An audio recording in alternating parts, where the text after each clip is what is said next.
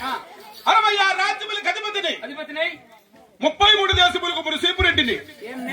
ఎక్కడ మా మిస్సెస్ ఏమి బతుకు పెండ్లు కూడా చేసి ఫోన్లు కూడా ఒకటి.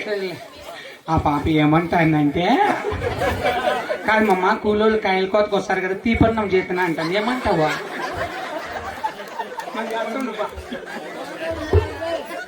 ఏముందిరా నేను